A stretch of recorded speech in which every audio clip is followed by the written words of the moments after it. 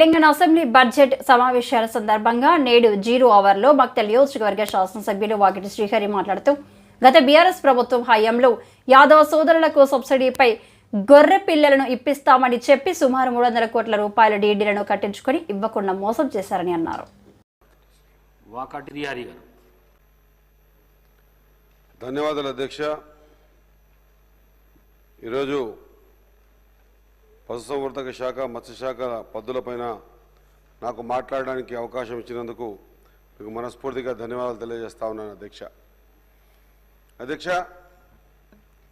పశుసంవర్ధక శాఖ అయినా మత్స్యశాఖ అయినా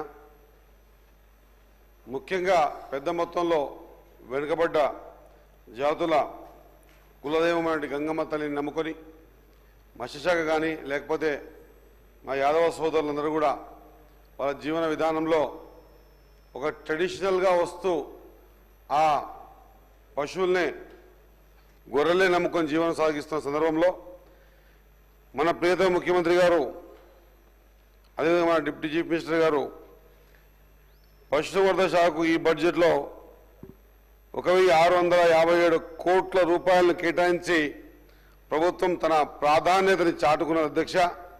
రాష్ట్రంలో చేపల అభివృద్ధి కోసం ప్రభుత్వం అనేక ప్రయత్నాలు చేస్తూ ఉంది అధ్యక్ష. అదే మాదిరిగా ప్రధానంగా పశువుల వ్యాధుల బారి నుంచి పడకుండా పశు వైద్య టీకా ఉత్పత్తి కేంద్రాన్ని మరింత విస్తరింపజేసి వెటర్నరీ బయాలజికల్ రీసెర్చ్ ఇన్స్టిట్యూట్ని మామిడిపల్లికి తరలించి 300 కోట్లతో అధ్యక్ష భారీగా విస్తరింపజేస్తా ఉన్నాం అధ్యక్ష.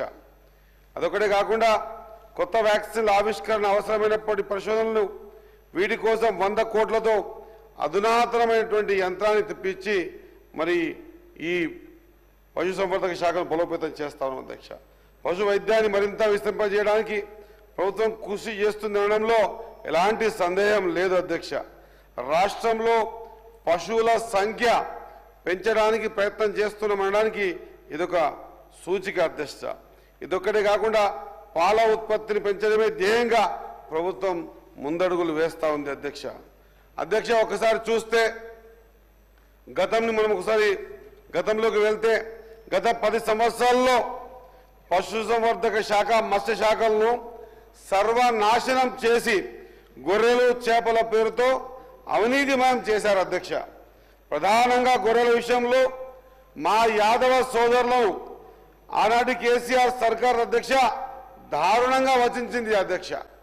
దీనికి మరొక ఎగ్జాంపుల్గా తీసుకుంటే వారిని అనేక ఇబ్బందులు పెట్టి గొర్రెల స్కీమ్ని స్టార్ట్ చేసి అధ్యక్ష ఇది నిజం అధ్యక్ష 2017లో బీఆర్ఎస్ గవర్నమెంట్లో గొర్రెల స్కీమ్ స్టార్ట్ అయింది అధ్యక్ష.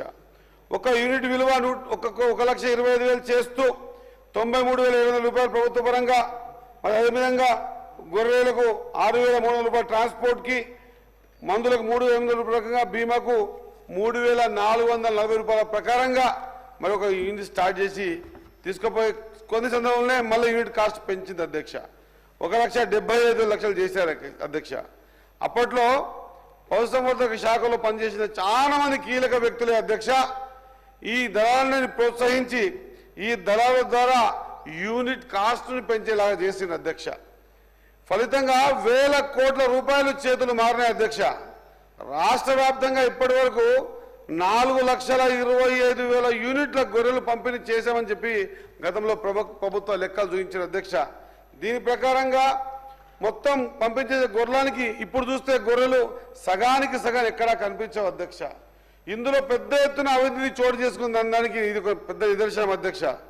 ఈ గొర్రెలని రీసైక్లింగ్ చేసి అధ్యక్ష ఆంధ్ర ప్రాంతం మా పక్కనే ఉన్న కర్ణాటక ప్రాంతం ఆ మధ్యకాలంలో రాత్రింబోళ్ళు DCMలలో గొర్రెలని రీసైక్లింగ్ చేసి ఈ పెద్ద ఎత్తున అవినీతిని పాల్పడ్డ సందర్భాలు చూసాం అధ్యక్ష. దీంట్లో ఎవరు నష్టపోయిన అధ్యక్ష మన ప్రాంతంలో ఉన్నటువంటి యాదవ సోదరులు నష్టపోయిన అధ్యక్ష.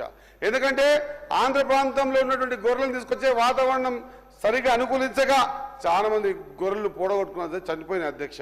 ఇదొక్కటే కాకుండా అధ్యక్ష గొర్రెల పెంపకాలు అనేక అప్పుడు ఆనాటి కాలంలో బయటపడ్డాయి అధ్యక్ష. దాదాపు 700 కోట్ల అక్రమాలు జరిగినట్లు ఏసీబీ అధికారులే ఆ రోజు గుర్తించిన అధ్యక్ష. ఈ పశుగణ అభివృద్ధి సంస్థ CEO గారు ఆనాటి మంత్రి గారితో ఉన్నటువంటి ఓఎస్డీ గారి మీద కూడా ఏసీబీ దాడులు కూడా జరిగినాయి అధ్యక్ష. ఈ కుంభకోణంలో 10-15 మందికి పైగా గుర్తించి వారిని అరెస్టు కూడా చేసిన సందర్భం మనం చూసినాం అధ్యక్ష.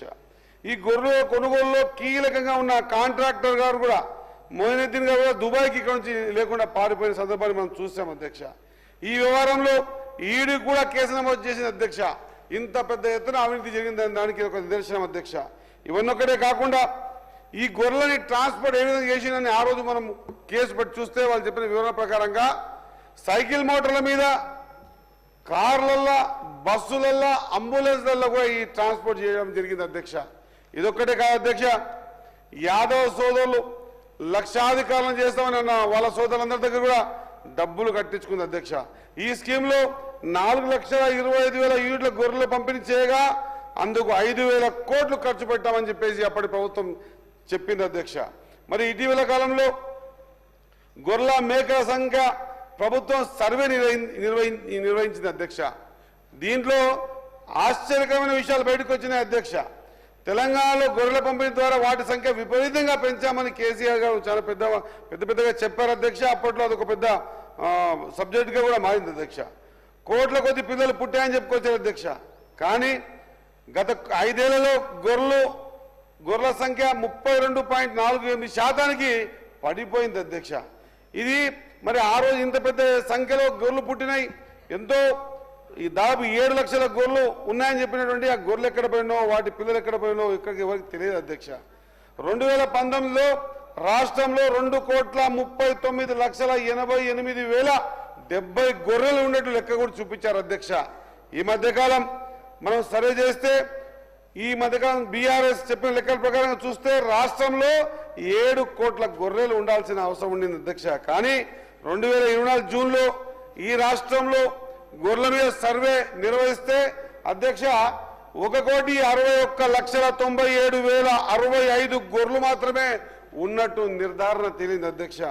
దీన్ని బట్టి చూసి మనం కూడా తెలుసుకోవాలి అధ్యక్ష, 25,000 కోట్ల సంపద సృష్టించామని చెప్పిన ఆనాటి ప్రభుత్వాలు మరి గతంలో చెప్పుకున్న విధంగా సంపద ఎక్కడ సృష్టించబడిందో తెలియాల్సిన అవసరం ఉంది అధ్యక్ష. ఇదొక్కటే కదా అధ్యక్ష, గొర్రెల పంపిణీ పేరుతో ఆనాటి ముఖ్య నాయకులు బీఆర్ఎస్ పార్టీలో వాళ్ళ సహచరులు అందరూ కూడా అధికారులు కోట్లాది రూపాయల అవినీతికి పాల్పడ్డ సందర్భం మనం చూసే అధ్యక్ష. దీని నుంచి నష్టం ఎవరైనా అధ్యక్ష, మన తెలంగాణ ఉన్నటువంటి యాదవ సోదరులు నష్టపోయిన అధ్యక్ష. 2వ విడత గొర్రెల పంపిణీ అంటూ మరొకసారి టీడీని కట్టించుకున్నారు అధ్యక్ష.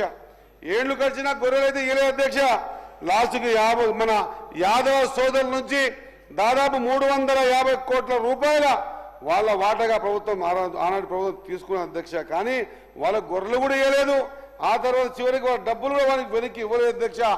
మన ప్రజాప్రభుత్వం వచ్చిన తర్వాత పెద్దలు మన ప్రియతమ నాయకులు ముఖ్యమంత్రి రేవంత్ రెడ్డి గారు స్పష్టంగా యాదవ సోదరులు మోసపోవద్దని ఖచ్చితంగా వారి సొమ్ముని వారికి ఇచ్చే ప్రయత్నం చేశాం అధ్యక్ష.